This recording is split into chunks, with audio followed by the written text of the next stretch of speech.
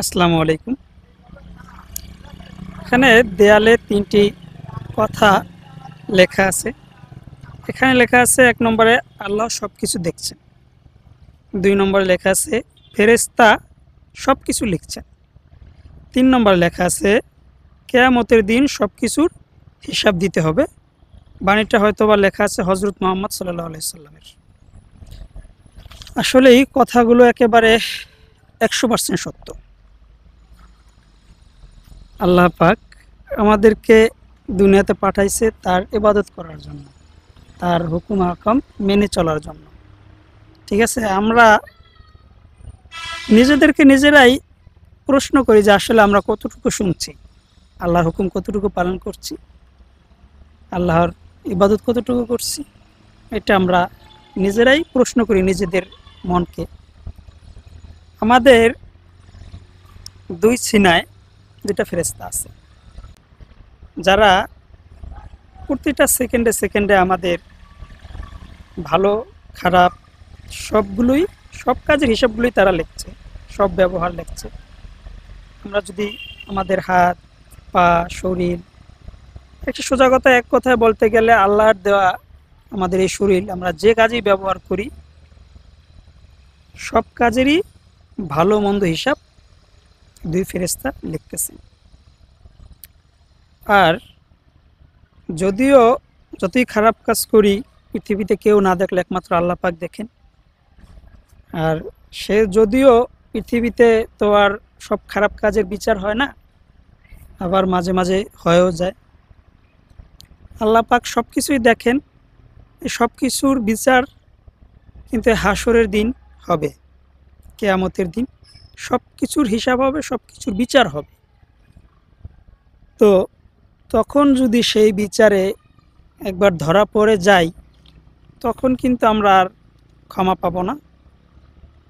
ক্ষমা তখন চাওয়ার কোনো সুযোগও থাকবে না। পৃথিবীতে আমরা যতই ভুল করে থাকি, আমরা যদি পৃথিবীতে থাকা অবস্থায় যদি ক্ষমা না চাই, পরপারে কিন্তু আর এটার ক্ষমা পাওয়ার যোগ্য হব না, আমরা ক্ষমা পাবো না।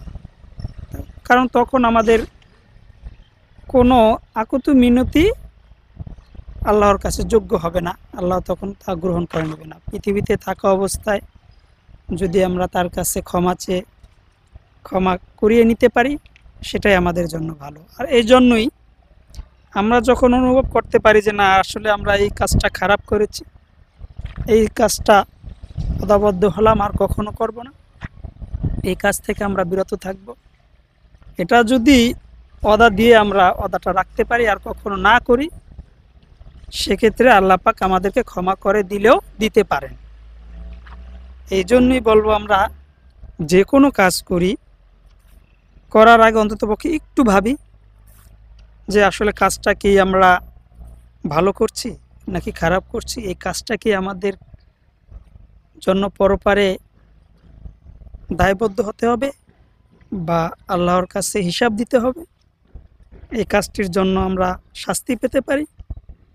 এরকম কোনো কাজ যদি আমরা করে থাকি, সেই ক্ষেত্রে পৃথিবীতে থাকা অবস্থায় আমরা অদাবদ্ধ হয়ে যে কাজটি আর করব না, আল্লাহর কাছে ক্ষমা চাই।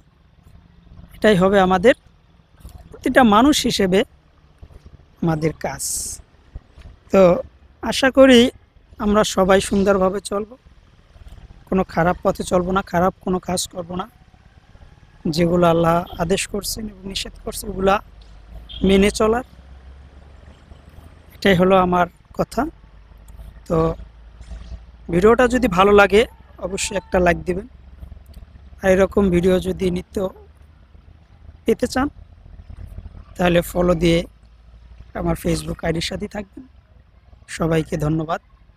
আসসালামু আলাইকুম।